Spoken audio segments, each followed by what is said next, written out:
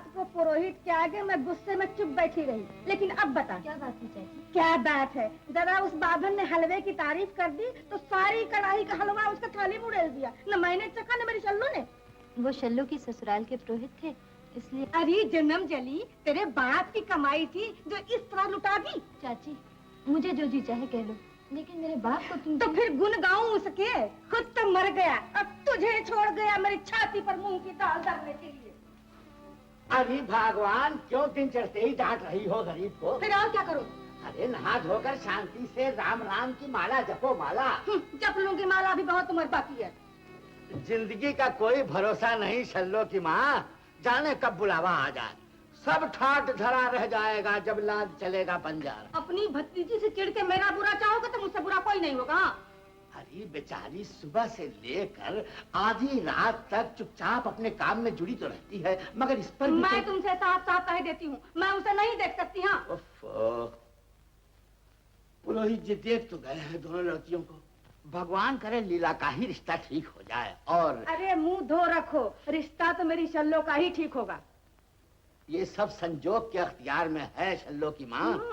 संजोग तो मेरी शल्लो के बलवान है, उस फूटी तकदीर वाली लीला को कौन पूछेगा? अरे मैं तो भगवान से प्रार्थना करती हूँ कि जल्द ही तेरा ब्याह हो और मैं तेरे साथ चली जाऊँ। क्यों? यहाँ तो मेरी वजह से रोज चाचा चाची में झगड़ा होता है, और तो मेरा कोई ठिकाना नहीं। मुझे ले चलोगी ना अपने ससुराल? ना बाबा, वो बड़े लोग हैं, मैं तुम्हें वहाँ ले जाकर शर्मिंदा नहीं होना चाहती। क्यों? तुम्हें देखकर जब वहाँ के लोग कहेंगे कि ये फटे हाल मेरी चचेरी बहन है, तो क्या शर्म से मेरी गर्दन नहीं नीचे होगी? तो तुम मुझे अपनी बहन ना कहना, दासी कहना। और जब उन्हें मालूम होगा कि तुम अपनी जहेज में एक दासी भी लेकर आई हो, तो तुम्हारी इज्जत और बढ़ जाएगी। सोचूंगी। शल्लो की माँ, अरे ओ शल्लो की माँ। आई आई। ये देखो चिट्ठी आई गोपालपुर से। हाँ, रिश्ता मंजूर हो गया। लो सुनो। सुनो, ठहरो, पहले गुड़ ले आओ, फिर सुनती हूँ सारी बातें। जय विश्वनाथ।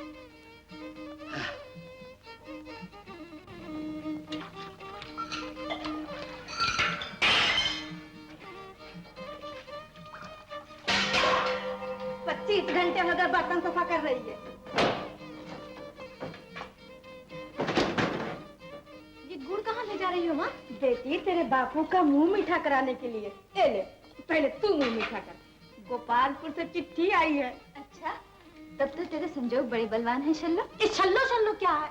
अच्छा भला नाम है कौशल्या, कौशल्या क्यों नहीं कहती? तुम भी तो इसे शल्लो कहती हो चाची। अरे मैं उसकी माँ हूँ, चाहे कुछ भी कहूँ, लेकिन तू आज से इसे कौशल्या रानी कहा, समझी? गोपालपुर वालों ने इसका रिश्ता मंजूर कर लिया है। मेरी बेटी सारे गांव की रानी बनकर रहेगी, जानती है?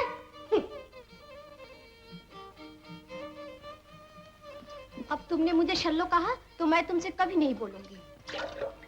और अगर कौशल्या कहूँ तो? तुमसे कभी झगड़ा नहीं करूंगी। कौशल्या महारानी कहूँ तो? तुम्हें अपनी दासी बनाकर ससुराल ले जाऊंगी। लो मुंह मीठा करो। हाँ, अब सुनाओ पूरी चिट्ठी। लीला बड़ी तकदीर वाली है, रानी बनकर राज करेगी, राज। गुड़ खा के लगे भागने? अरे वो क्या बनेगी रानी, राज करेगी मेरी शल्लो। आंखें खोलकर दोबारा पढ़ो चिट्ठी। चिट्ठी तो मैं 2 बार छोड़ 4 बार पढ़ चुका, और हर बार यही पढ़ा कि पुरोहित जी ने लीला के रूप और गुण की बहुत तारीफ की है। लीला में क्या खास रूप और गुण धरा है? वो तो मेरी शल्लो की पांव की जूती के बराबर भी नहीं। कसूर सारा पुरोहित जी का है कि उन्होंने लीला और शल्लो को तुम्हारी आंखों से नहीं, अपनी आंखों से देखा है। पुरोहित को तो मैं कहीं पा जाऊं तो उसे कच्चा चबा जाऊं। मैंने तुमसे चोरी चांदी के 50 रुपए दिए उस निगोड़े को, इसलिए कि मेरे शल्लो की सिफारिश कर दे। कल मुँह एक एक करके गिनता रहा, है करता रहा, वहां जाके उल्टी पट्टी पढ़ा दी। हाँ। ये बात है, तो तुमने रिश्वत भी दी थी पुरोहित जी को? तुम माँ होते तो समझते कि अपनी औलाद के लिए क्या कुछ करना पड़ता है। लीला भी तो अपनी ही औलाद है, भाई की लड़की क्या और अपनी लड़की क्या। तुमने नाहक 50 रुपए चांदी के बर्बाद कर डाले, मुझे दूसरी फिक्र लगी। तुम इसकी चिंता न करो, ये 50 रुपए तो पुरोहित का गला दबा के मैं वसूल कर लूंगी। मेरा नाम रंगीली बाई है। हाँ। तो अब चली कहाँ? पूरी चिट्ठी तो सुन लो। ला दो चिट्ठी, फाड़ के चूल्हे में फेंक दो। है और शल्लो के ब्याह की जो ये चिट्ठी होती तो इसे चूम चाट कर अपनी आंखों से लगाती। अब इस बेचारी पर क्यों गुस्सा उतार रही हो? गिरी गधे से और गुस्सा कुम्हार पर। तुम चले जाओ जी, मुझे ताव दिलाओगे तो मैं कुछ कर बैठूंगी। बेटी लीला और शल्लो, तुम लोग जरा बाहर जाओ तो। मैं तो यह कर लो जो कुछ तुम करना चाहो। अरे तो धांस किस पर जमाते हो? मैं तुमसे कुछ डरने वाली नहीं हूँ, समझे? अरे भगवान, मैं तुमसे झगड़ा लड़ाई नहीं करने आया। मुझे तो तुमसे एक सलाह लेनी है। गोपालपुर वालों ने इसी महीने ब्याह मांगा है। मैं नहीं दूंगी कोई सलाह फला, तुम जानो अब तुम्हारा काम लो। पर ठाकुर साहब गरीब घर की लड़की क्यों पसंद करते हैं? खानदान में भी कोई बुराई नहीं। फिर बात यह है शामू की माँ कि ठाकुर साहब ऐसी बहू ब्याह के लाना चाहते हैं जो उनकी बेटी को सारी जिंदगी अपने कलेजे से लगा के रखे। हाँ, तो क्या जमुना सारी उम्र मायके में बैठी रहेगी? और क्या, न तो उसका मर्दी उसे ले जाना चाहता है और न ठाकुर साहब जी अपनी बेटी को विदा करना चाहते हैं। क्यों? न जाने क्या मैल आ गया है दोनों के दिलों में। जमुना खुद भी जाना नहीं चाहती बापू, कहती है कुएं में डूब मरूंगी पर ससुराल नहीं जाऊंगी। हाय राम, तुझसे किसने कहा शामू? जमुना ने मुझे खुद, मैंने सुना है किसी से बापू। तो दोष सारा जमुना का है। जब वही अकड़ कर बैठी है तो बाप बेचारा क्या कर सकता है? अरे भाई हमें क्या मतलब, जमुना यहाँ रहे या ससुराल जाए, हमें क्या फर्क पड़ता है? फर्क तो पड़ता है बापू, मैं रोज उसे कथा सुनाने जाता हूँ तो कुछ ना कुछ देती रहती है। ससुराल चली गई तो आमदनी बंद हो जाएगी।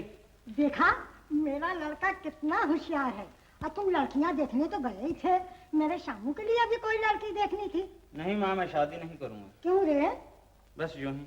अच्छा मैं चला ठाकुर की हवेली जमुना को कथा सुनाने। हाँ बेटा जा। चाचा जी, हाँ? चाची का दर्द के मारे सर फटा जा रहा है। मैं दबाने लगी तो मुझे परे हटा दिया। वैद्य जी से कोई सर दर्द की दवा ले आइए ना। उनके सर में दर्द नहीं है बेटा, दिल में है। और वो अपने आप चला जाएगा जब तू अपने घर चली जाएगी। अपने घर? हाँ बेटी, इसी बात का तो सारा फसाद है। गोपालपुर वालों ने शल्लो के बजाय तुम्हारा रिश्ता मांगा है। तो आप ना कर दीजिए। क्यों? वो बड़े लोग हैं, मैं यतीम और गंवार। जिस गाड़ी का एक पहिया ऊंचा और दूसरा नीचा हो वो एक दिन भी नहीं चल सकती। गरीब और अमीर का रिश्ता ना निभा तो निभेगा कैसे नहीं? तुम्हारा हाल वो अच्छी तरह जानते हैं। और फिर भगवान का दिया हुआ उनके पास सब कुछ है। उन्हें दान दहेज का कोई लालच नहीं। और चाचा जी, बेटी, अपने ससुर और पति की सेवा करना, उनकी खुशी और इज्जत के लिए अपनी जान तक की परवाह न करना, यही एक अच्छे कुल की लड़की का फर्ज है। चाचा जी, बेटी, मुझे जल्दी तो अपनी आंखों से दूर करना नहीं चाहते ना? बस इसी महीने तेरा ब्याह करना होगा बेटी। मेरे स्वर्गवासी भाई और भावज की आत्मा कितनी खुश होगी जब ठाकुर साहब की हवेली में उनकी बहू बनकर तू डोली से उतरेगी।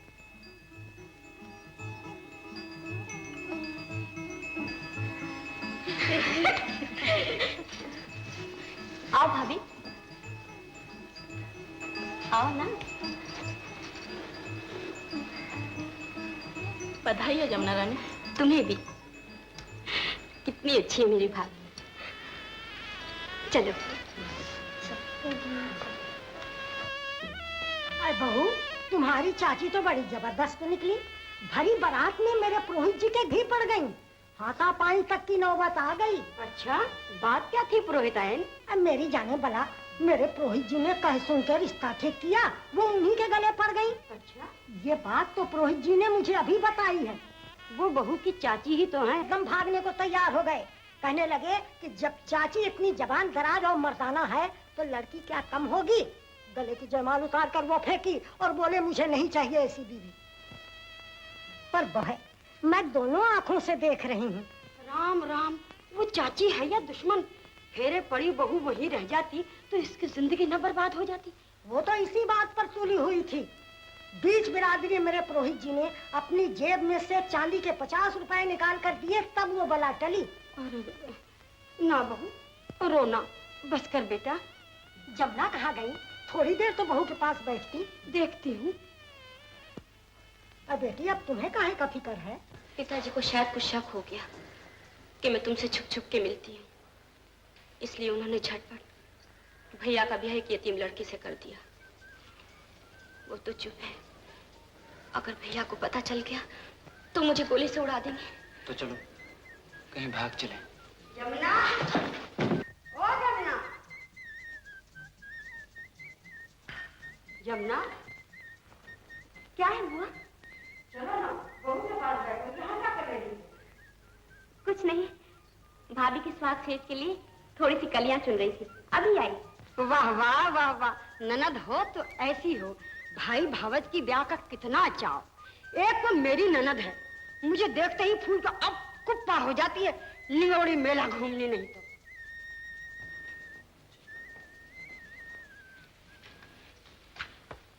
अब मुझे जाने दो श्याम।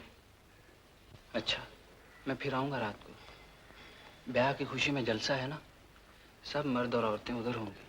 तुम बहू के पास रहना, मैं सीटी बजाऊंगा, तुम फौरन चली आना। फिर सोचेंगे कि क्या करना होगा।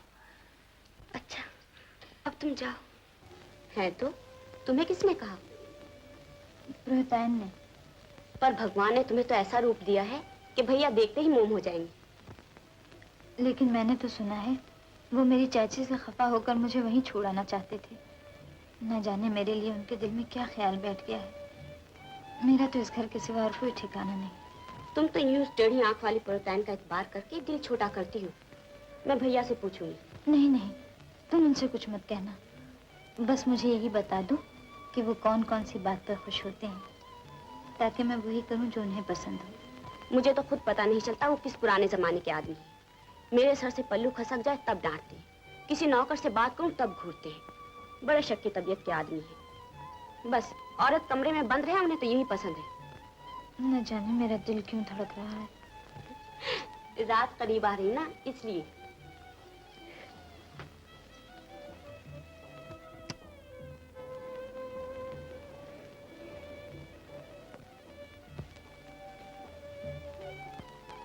ये बंदूक किसकी है? एक ही दिन में से पूछ लेना चाहती हूँ। ये भैया की बंदूक है, उन्हें शिकार का बहुत शौक है। मुझे तो डर लगा। क्यों? चलो मैं तुम्हें भैया के कमरे में छोड़ा। उठो ना।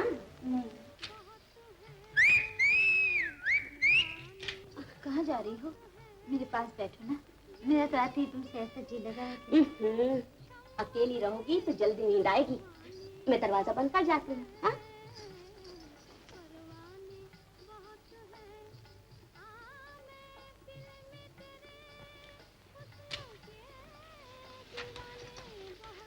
शाम, इस वक्त तुम यहाँ से चले जाओ। भाभी जाग रही है, बड़ी मुश्किल से पीछा छुड़ा के आई हूँ। नहीं जमुना। एक बात कहूँ तुमसे, मुझे अपना बना लो। बर्बाद न हो जाए कहीं, दिल को बचा लो। ये सागरों मीना मेरे आगे से हटा लो।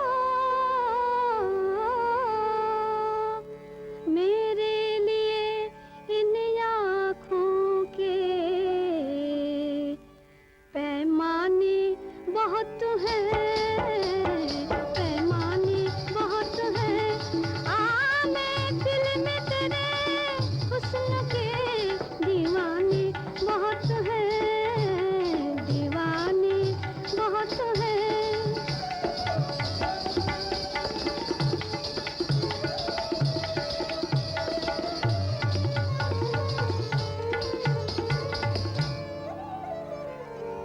वो दर्द मिला है मुझे, आराम नहीं है।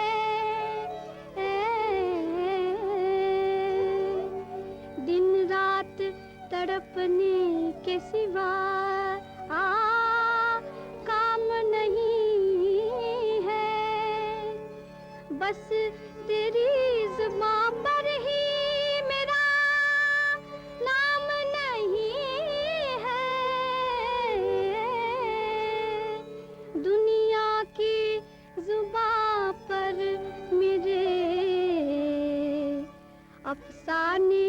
बहुत हैं, अफसाने बहुत हैं। दुनिया की जुबां पर मेरे अफसाने बहुत हैं, अफसाने बहुत हैं। मैं दिल में तेरे हुस्न के दीवाने बहुत हैं, दीवाने बहुत हैं, दीवाने बहुत हैं। बेटा तुम जाओ, अब आराम करो। ये जलसा तो सुबह तक चलेगा। जाओ। क्यों फिरोज जी? जी हाँ, आपने सही फरमाया।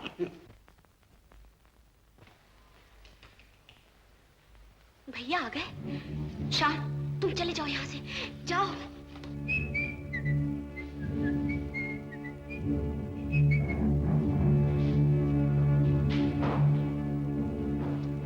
कौन है? कौन है बदमाश? ठहरो, कौन भाग रहा है? कौन है बदमाश? कौन है?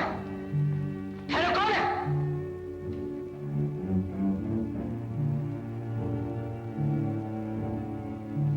रामदीन, माधवदीन, सीताराम कोई है? शोर न मचाओ भैया, कोई सुनेगा तो क्या कहेगा। अपनी इज्जत मिट्टी में मिल जाएगी। क्या कह रही हो तुम? आहिस्ता बोलो भैया, मैं ठीक कह रही हूँ। अभी मैं तुम्हारे कमरे में गई थी तो दरवाजा अंदर से बंद था। भाभी किसी मर्द से बातें कर रही थी। कैसी बात है? ये मैंने नहीं सुनी। जो ही दरवाजा खटखटाया वो बदमाश खिड़की से कूद के भाग गया। तुमने तो खुद देख लिया होगा।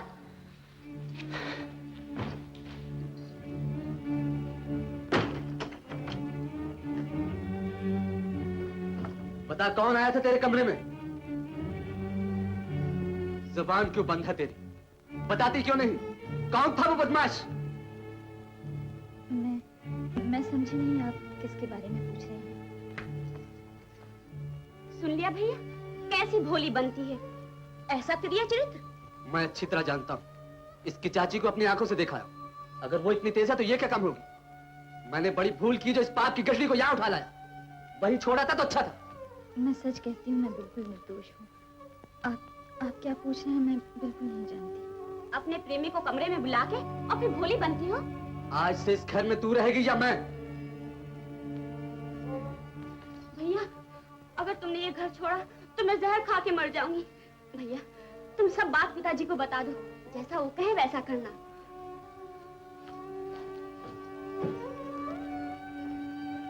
बहन मैं सच कहती हूँ,